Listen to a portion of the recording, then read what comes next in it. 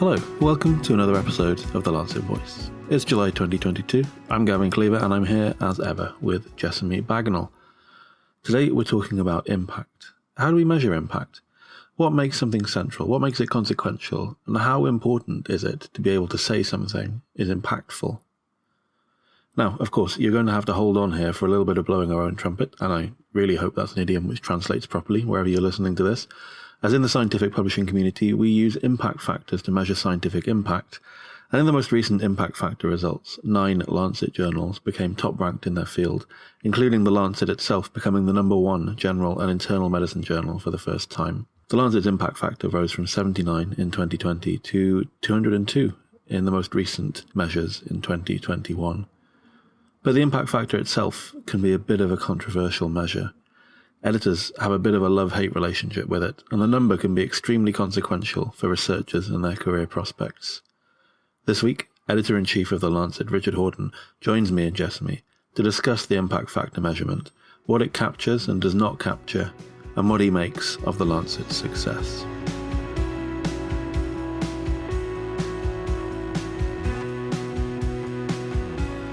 So an impact factor is a measure of how often a journal is cited. But what makes citation so important, Richard? I think respect. I can remember long days past writing articles to submit to journals, and you assemble references based upon the fact that you found them the most influential articles to your thinking or your work. And by implication, therefore, that influence implied respect for the people who were writing those articles.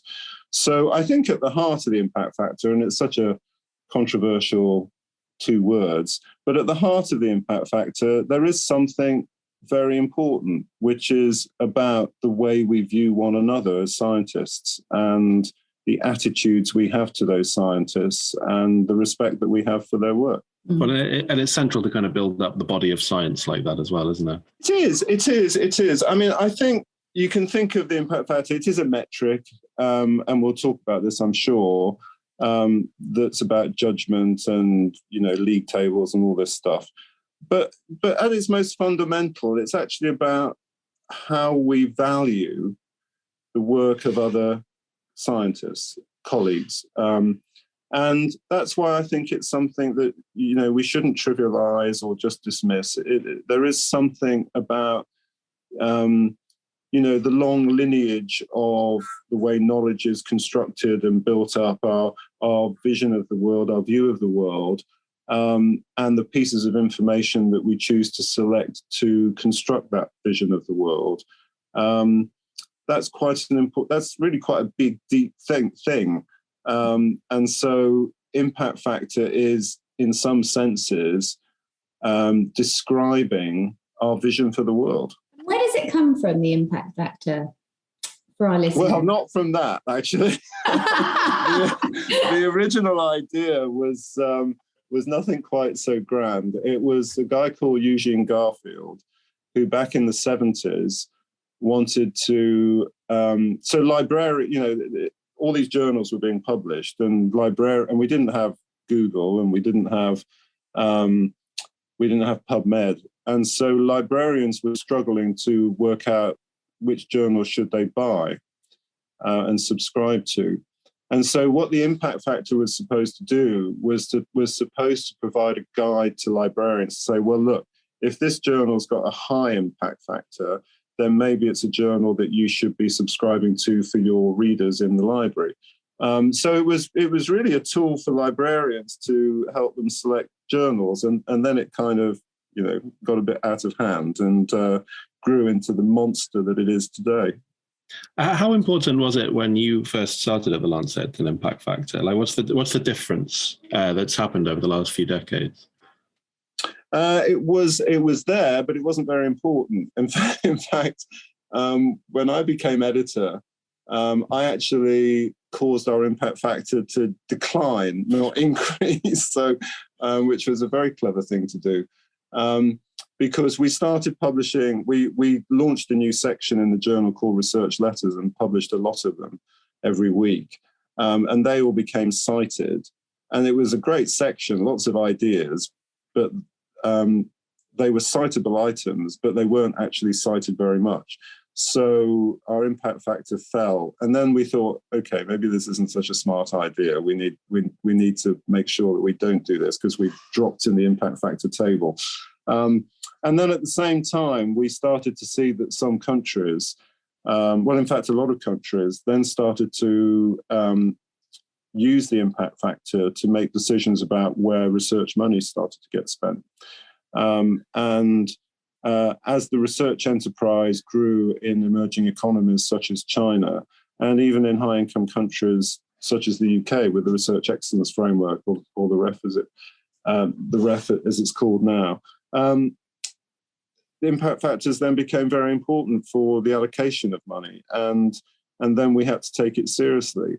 And we always, it's a double-edged sword, because on the one hand, we hate it because it stifles creativity and forces you to try and work within limits in your journal that you don't cause a catastrophic drop in the impact factor. But on the other hand, it is important because people's careers and funding do depend upon it, so we can't ignore it. What kind of other functions does a journal create and activities that they do that the impact factor doesn't measure? Well, a lot. I mean, it's a great question, because this is what gets to the point of how reductive the impact factor can be. I mean, for the Lancet, I think the most important thing that we do is, and this sounds a bit pretentious to put it like this, but I don't mean to sound pretentious, is thought leadership. We're trying to, the power of ideas to shape the global conversation around medicine and health and medical science. That's really, really important. I mean, the progress of humanity has depended upon the generation of ideas and being able to put those ideas to use. And science has been one of the most fertile tools that human beings have invented to generate ideas. It's not the only tool, but it's been a very productive tool. And so a journal at its heart should be about publishing new ideas. And those ideas, some will live and some will die. But the important thing is to keep generating those ideas, which can then be adopted or not by others. So that, to me, is the sort of heart of what we do. We're dealing in original thinking. And then somewhere along the way, we have these metrics that try and measure what we do, and the impact factor is one of them. But fundamentally, it's really about it's about creativity. And I mean, this is where I think it's a very unfortunate thing that in the history of knowledge, the arts have separated from the sciences, because at their point of origin, they're identical. They're about creating things. And, Richard Feynman always talked about the importance of imagination in science. And that creative spark at the heart of knowledge, whatever that knowledge is, history, dance, music, science, medicine, that's at the root of what we're doing. So that's the sort of fundamental, I would say. You kind of touched earlier on, some of the criticisms that people have of the impact factor. And I suppose leading on, it would be great to hear what those criticisms are. But do you think also then that it's difficult for journals to get past the impact factor to maybe provide these other functions of original thought and creativity when many people are so worried about the impact factor? Yeah, I mean, I've sat on editorial board meetings where the discussion has been almost about nothing else but the impact factor and how to get the impact factor up. And if your goal is only to get the impact factor up, and every decision you take for the journal is about increasing your impact factor, I mean, honestly, that's not what journals were created for. Philosophical Transactions of the Royal Society, Henry Oldenburg, when he created that journal, didn't know about the impact factor, and that wasn't the purpose of Philosophical Transactions. And nor should the creation of any journal be about the impact factor. And the Lancet as grateful as I am for the impact factor that we've just been given, that's not why we exist. This is where the relationship becomes very difficult. I don't think in our discussions every day at the Lancet, and you know this, both of you, we don't talk about decisions in the context of impact factor. You know, we don't write an editorial thinking how many citations will this editorial get. We don't publish articles based upon the number of citations. Sometimes you notice that reviewers will say in their reviewer comments, this article will be highly cited. But when we discuss a paper at the manuscript meeting, I mean, I would say to you, Jessamy, you sit in those meetings, have we ever had a discussion where we say, we must publish this paper because this is going to get a massive number of citations? I mean, I can't ever remember a conversation where we've done that. And indeed, in the old days, before global health became as big as it is, I used to get a lot of criticism from our publishers at the time because we were publishing papers about malaria in Kenya or Malawi.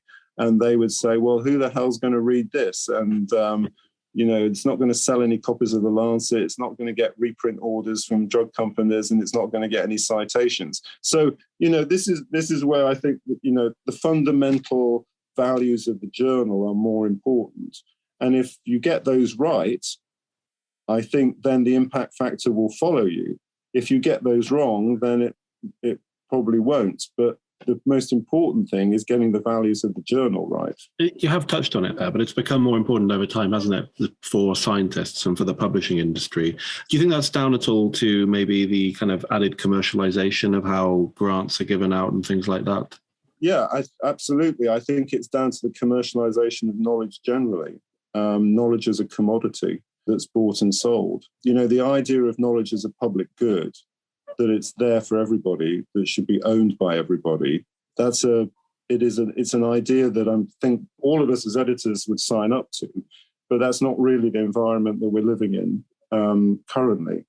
I think the open access movement has done a lot to promote the idea of science as a public good, and that's great. But there's been a long, long period where the commodification of knowledge has actually restricted the availability of information to people, controlled the availability of information to people in a way that's been hugely damaging. So I think we're coming out of that era now, interestingly. It poses a lot of challenges to the publishing model, but on balance, now knowledge is more available to more people than it ever has been. And that has to be, and the COVID-19 pandemic has accelerated that change. And that's got to be a good thing. I was going to ask, actually, in relation to the COVID-19 pandemic and the kind of acceleration, do you think there's been a kind of wider acceptance of people going to scientific manuscripts directly? Yes, absolutely. And I think, you know, there are many elements of that, aren't there, Gavin? I mean, first of all, the rise in preprint culture. It's much more routine for authors to post their work on preprint servers where work has not even been peer reviewed so that there can be immediate access. I think a lot of us were worried about that when that started. Could that be damaging? But again, I think the pandemic has proven that that's actually a very effective means of getting information out there. And I think there were one or two examples of preprints that had to be withdrawn, but there are also examples of papers that have been through the peer review process that have had to be withdrawn. So I think, again, the net result of preprints has been rapid, transparent access to original research. And you just have to caveat it by saying it hasn't been peer reviewed. Again, and I'm not sure whether this was a temporary phenomenon. I think it is a temporary phenomenon. But the fact that you had scientists on news programs 24/7 discussing new research at a remarkably detailed level, I've never seen anything like that in my lifetime. It catapulted the scientist to the position of a public intellectual, a public figure, like never before.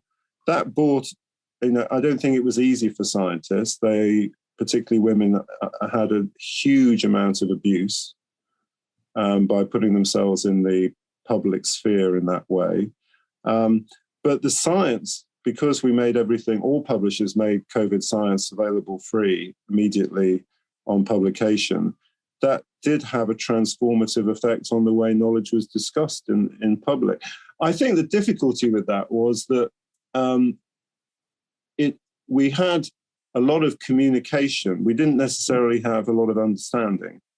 So just to give there are a few examples of that. Science corrects itself, but sometimes in a non-science literate media, that can look as if we've made mistakes rather than it's correcting ourselves. So at the beginning of the pandemic, we didn't understand that SARS-CoV-2 was transmitted through aerosol. We thought it was droplets. And so we didn't take airborne spread as seriously as we should, and hence the advice over masks changed over time. The public, I think, thought, well, hang on, you said one thing and then you changed your mind to another. What the hell's going on? Whereas we all said, well, now we understand it better. So I think there is a public understanding element to the science, which we didn't get across very effectively. The same with vaccines. Vaccines were an amazing innovation. Who would have thought it? But no vaccine is 100% safe and 100% effective.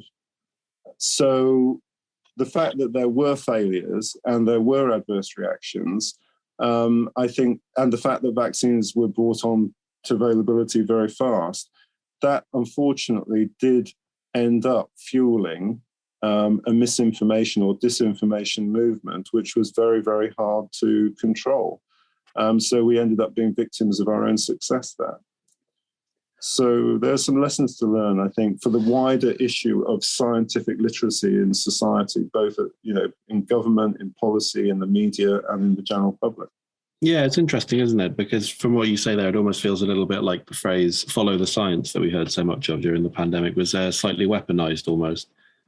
Yeah, there's no one science. If you look at the UK response, you had the Scientific Advisory Group on Emergencies, and then you had the Independent Scientific Advisory Group on Emergencies. So if you say follow the science, well, which scientist do you want to follow? Because different scientists interpreted the same data differently. So there was no one science, there was no one scientist. And again, we're used to that pluralism because in the letters pages of our journals, we have those different views all the time. But in the public domain, in the middle of a pandemic, hearing somebody say, close schools, and somebody else say, don't close schools, or somebody say, wear a mask, somebody say, don't wear it. I mean, it was utterly confusing to the public. For us, it was like, well, this is normal service, but not in the wider media. Well, I mean, of course, none of that particularly affects impact factors, but to bring it back to impact factors, it's really interesting, I think, to look not just, of course, at your journal, the Lancet, but the successes across the whole Lancet group of journals. And of course, most of our readers will be aware there are a huge suite of Lancet journals for particular specialties. Now, all of them increased their impact factors, but some of them increased their impact factors quite spectacularly. The Lancet Respiratory Medicine, for example, got an impact factor that would have been higher than the Lancet's and NEJM's impact factor last year as its new impact factor. And of course, new journals like the Lancet Microbe delivered quite incredible successes. I think it's interesting to think about, maybe you can tell us a little bit more about it, the Lancet's expansion strategy, the launching of these new journals, the kind of capturing of more science under the Lancet umbrella. And how do you think that relates to the kind of impact factor successes that we've seen? Yes, I mean, we started back in 2000 with the Lancet Oncology. And at the time, it seems now just part of routine history, but at the time it was quite controversial to launch a spin-off journal branded The Lancet. An old colleague of mine, Jerry Cassira, who was the editor of the New England Journal of Medicine, he had been asked by the Massachusetts Medical Society to also consider spin-offs of the New England Journal of Medicine. So there might be an NEJM Cardiology or an NEJM Oncology. And Jerry, through a man of deep principle, objected and refused to allow the New England Journal name to be put on other journals. And the reason was he thought that that was an unacceptable exploitation of the brand of the NEJM. And he just thought it was wrong.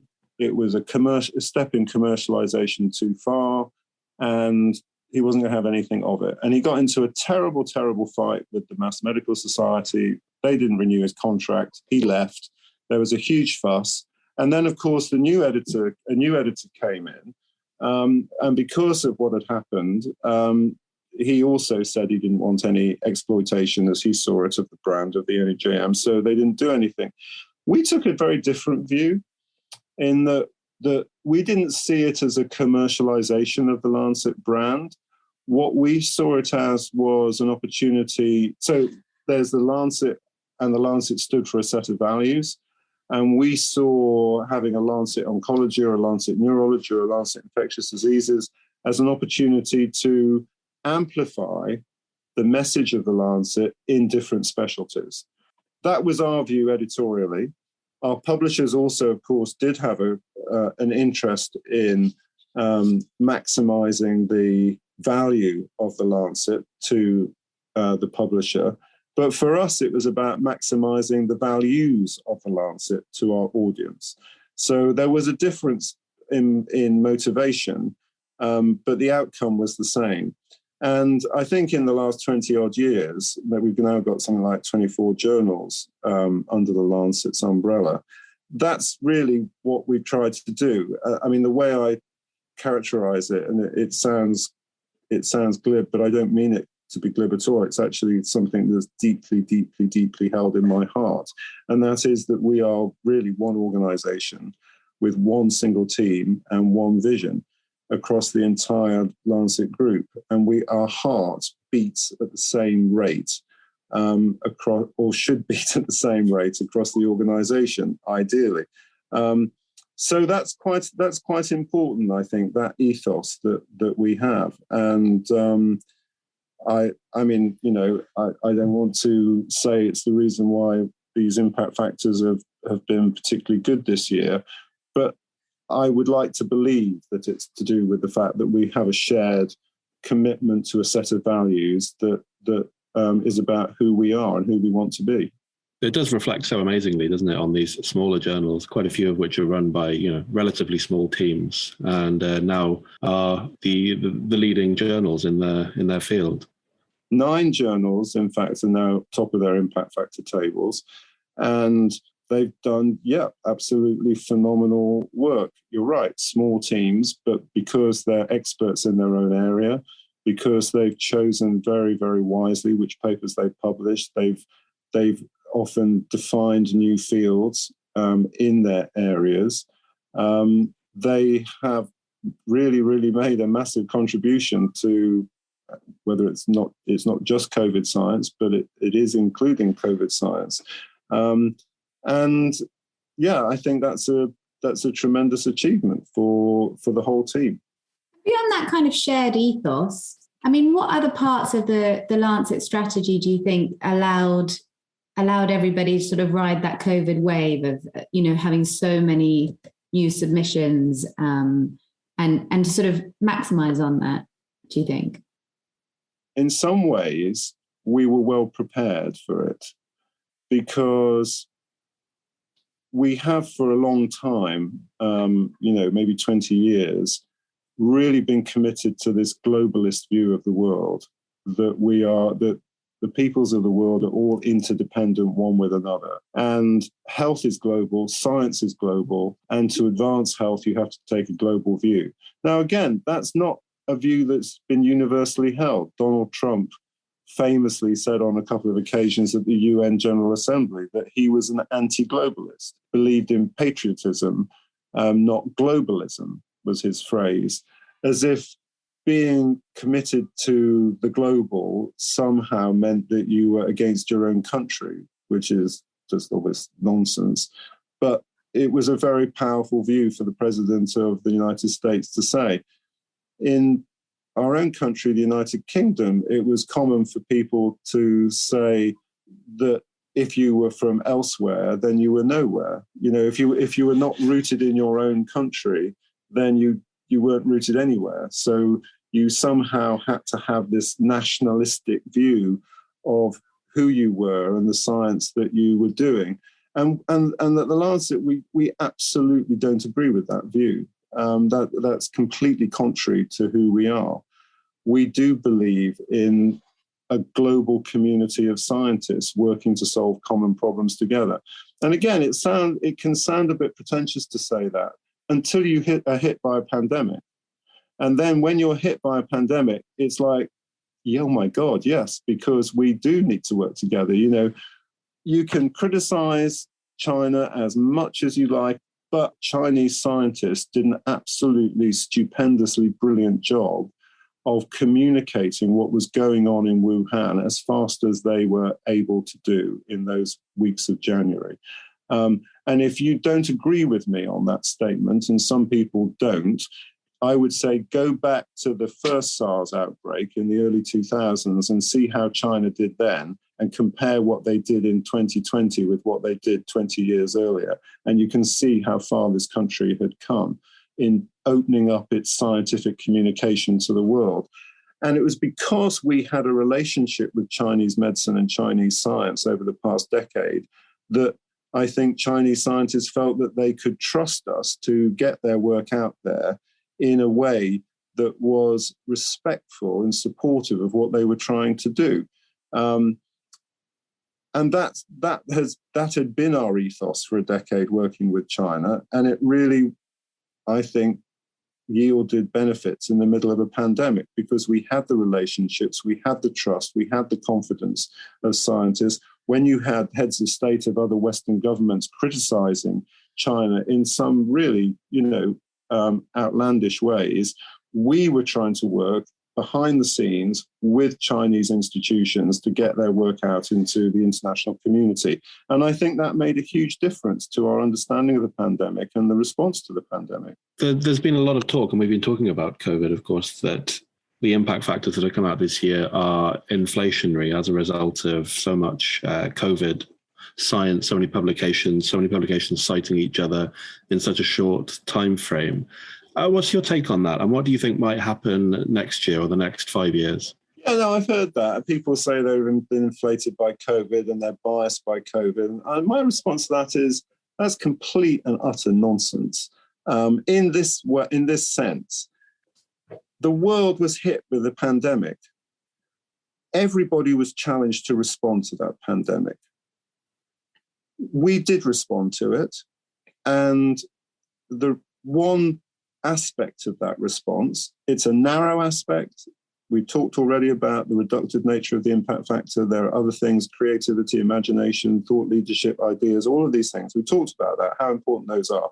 But in this one measure of our response to a global catastrophe, and it was a global catastrophe, it is a global catastrophe, the impact factor is what it is. So that is a metric that does actually objectively make some judgment about how we responded as an organization.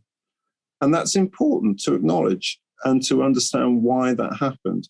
So inflationary bias, a one-off, no. The world was challenged, we were challenged, we responded. This is a measure of that response. And I would say that tells us something very, very important about our values and why our values matter. Now, what's going to happen in the future? Well, it's a 2-year window. So next year, we will see. I think our impact factor will remain high. Will it be as high as this year? I don't know. In some ways, I don't, I sort of feel I care, but I don't care. I mean, I'm really delighted with the results across the Lancet Group. But what matters more than a number is the actual impact of the science that we publish. And I know that the work that we publish, whether it's original research or the commissions or the series, we see the academic community as a partner. We think of the academic community as a massively neglected force for social and political action. And our job as editors is to unleash the potential of the academic community for social change. That was the original spark of the Enlightenment in the 17th century. And what we're trying to do in the 21st century is reinvent that Enlightenment ideal in a globalized world. And it's never been more important as we're trying to learn the lessons of the pandemic, as we're trying to address the climate crisis, as we're trying to address all of these global threats, seeing the connection between original ideas, creativity, new knowledge, and decision-making that shapes social and political choices. It's never been more important than it is today. It's existential. This is about the future of our families. It's about the future of our children. It's about the future of our planet. And if we don't get this right, then we've got no future. So, the duty on us is enormous. There couldn't be anything more, at least for me, there couldn't be anything more important. Maybe that kind of takes us nicely to this last question. Well, we haven't even actually said the Lancet's impact factor, which is 202, and is now ranked number 1 in the kind of medicine and internal medicine category for the first time, going into its 200th year. What does this mean for you professionally, but also personally? You've been editor-in-chief for such a long time. This has been your tenure. What does it mean? Well, that's a conversation over a drink rather than on a podcast. Professionally, I am just so proud of the people I work with for what they've achieved. I really, really do believe that it's the team that have done this. Everybody working together way beyond anybody's expectation. I genuinely, I love the Lancet. I love the team here. I'm so admiring of what they've done. So I think professionally, it is definitely a peak. Probably a peak that can never be quite superseded in any way. I'm really delighted that my colleagues have got the recognition that they deserve. Personally, lots of feelings about it, to be discussed another day. Okay. Let's just ask, what next, Richard? We've had these huge, all of these global crises that the Lancet's trying to respond to, we're trying to play our part in. The way we've discussed it today, it's almost a mandate. It's a recognition of that work. So what next, do you think? It's very important not to be complacent now. It would not be unreasonable for us to be celebrating the success of these impact factors and to, in some sense, say that it's a vindication of what we've been doing for 20 years. I would say, fine, that's partly true, but what about the next 10, 20, 30 years? And what do we do with that success? How do we build on it? I am still, there are some really, really huge changes to the world that are coming that we have not started to think about. And the one that really concerns me is, one has to be careful how one phrases this, but there is going to be the biggest economic shock over the next century because of changes in population. And we're going to see precipitous declines in population in some high and middle income countries that is going to cause acute political instability to the extent that we could see the conditions for conflict escalate. We're going to see the population of sub-Saharan Africa triple over the century, which in and of itself is a really good thing, because the demographic dividend that can provide for Africa in terms of a kind of injection of creative energy to the economy and to its culture is just fantastic. But that's going to mean that the geopolitics of this world is going to change massively too. And we have a world that's been constructed in a post-World War II environment that is not fit for purpose for the world that we're living in now, and that's definitely going to come over the next 50 years. So, and the health fits into that because health is a geopolitical issue. War is a health issue. The distribution of limited resources, whether that's food or medicines or healthcare, that's an issue that's going to be shaped by these changes in the economy and population. So I think that, yes, we deal with the pandemic. Yes, we deal with climate. Yes, we deal with food systems. We also need to be thinking about the resculpting of the human family over the next century and what the implications are for health and well-being. And we haven't really got to grips with that yet because some of those questions are so fundamental. They're about power, and it means that some countries are going to have to relinquish power, and we're going to have to give power to others. And that is going to be a very, very difficult thing to do.